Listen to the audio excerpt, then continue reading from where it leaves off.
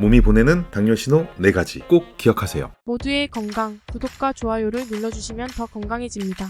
안녕하세요. 모두의 건강입니다. 당뇨하면 연세 좀 있으신 어르신들이 조심해야 되는 질환이다 이렇게 생각을 했었는데 요새는 30, 40대 당뇨 환자들이 굉장히 증가하는 추세입니다. 우리나라 성인의 약 14% 정도인 470만 명 정도가 당뇨 환자라고 해요. 이제는 진짜 흔한 질환이 되어버렸습니다. 당뇨는 혈당이 높아서 그 피 속에 있는 당이 소변으로 나오는, 즉 당뇨가 생기는 병을 말합니다. 식사로 우리가 당을 섭취하게 되면 우리 몸은 남아도는 당을 나중에 필요할 때 에너지로 쓰기 위해서 세포에 넣어서 저장해둡니다.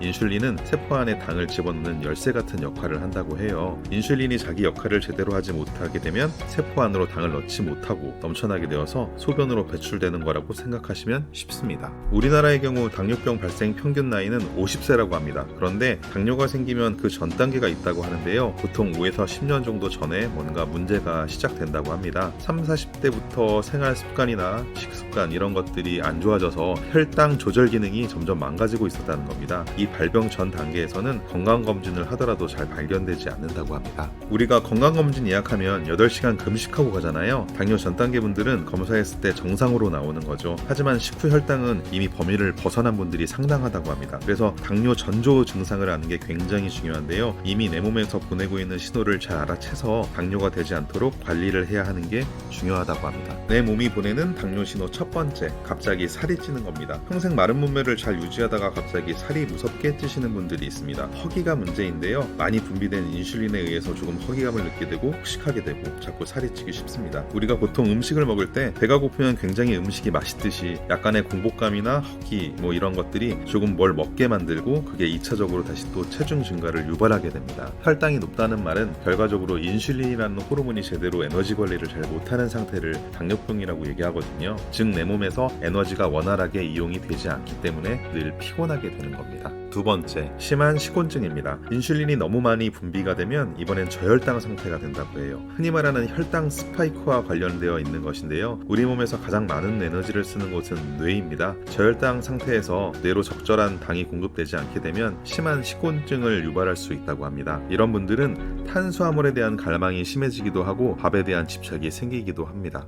세 번째, 전신 무력감입니다. 조금만 일해도 피곤하고 자고 싶고 늘어지고 이런 전신 무력감이 가장 흔한 증상이라고 할 수 있습니다. 네 번째, 상처나 염증이 잘 낫지 않는 증상입니다. 혈당이 높을 때 나타내는 대표적인 증상인 콧속이나 입속처럼 부드러운 피부에 생긴 염증이 잘 낫지 않는다거나 상처가 한 번 나면 잘 낫지 않는다거나 계속 덧나서 아무는 시간이 옛날보다 더 오래 걸리게 된다고 해요. 민감하신 분들은 혈당이 높아지면 가려움을 막 느끼시는 분들도 계시고요. 밥을 과식한다든지 국수나 빵을 많이 먹었는데 음식 먹고 나서 살짝 가려운 증상이 나타나기도 한답니다. 이런 분들은 내 혈당이 높아지거나 당뇨병이 생기고 있는 과정이 아닐까 의심해 볼 필요가 있다고 합니다. 위에 증상이 있다고 하면 빨리 혈당 체크를 해보시는 것을 권해드립니다. 혈당 체크는 공복에 하지 마시고 식후 1시간 후에 하셔야 좀 더 정확한 결과를 얻을 수 있다고 합니다. 당뇨병의 원인은 유전적인 요인도 있고 환경적인 요인도 있고 사람마다 매우 다양하지만 진단은 굉장히 간단해요. 그래서 8시간 이상 공복 상태에서 100이 넘어가면 일단 정상을 벗어났다고 봐야 되고 126이 넘으면 그냥 그 자리에서 당뇨병으로 의사가 진단할 수 있다고 합니다.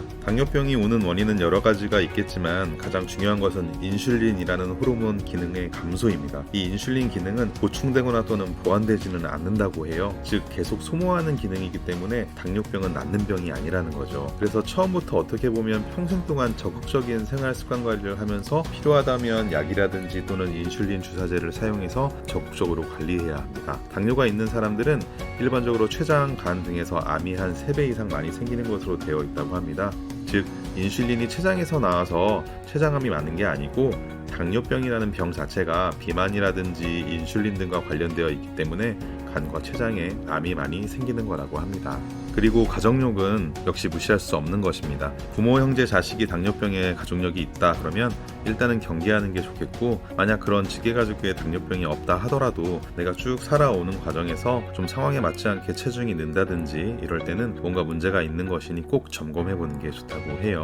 당뇨병은 흔히 노인병으로 알려져 있지만 꼭 그렇지는 않다라고 하라고 합니다. 중년의 병이고 그 원인은 오히려 장년기부터 생기는 것 같다라는 의사 선생님의 의견이 있습니다. 그래서 적어도 한 30세가 넘으면 그때부터는 체중 관리라든지 또는 적극적인 생활 개선 이런 것을 통해 가지고 건강을 관리해야 한다고 합니다. 이 시기를 놓치면 나중에 다시 돌아가고 싶어도 돌아갈 수 없다고 해요. 그래서 현대인에게 대사질환을 막기 위해 가장 중요한 것은 체중 관리, 적절한 육체적 활동과 스트레스 관리라는 것을 명심해야겠습니다. 오늘은 몸이 보내는 당뇨 신호 4가지에 대해서 알아봤습니다. 도움이 조금 되셨나요? 그렇다면 구독, 좋아요 꼭 부탁드리겠습니다. 지금까지 모두의 건강이었습니다. 감사합니다.